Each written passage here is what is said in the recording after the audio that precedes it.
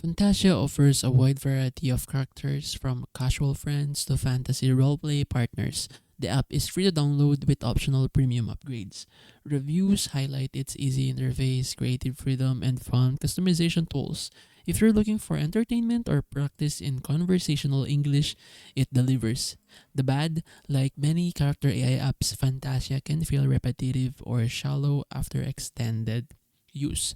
Some users complain about paywalls for advanced features, limited offline functionality, and occasional bugs.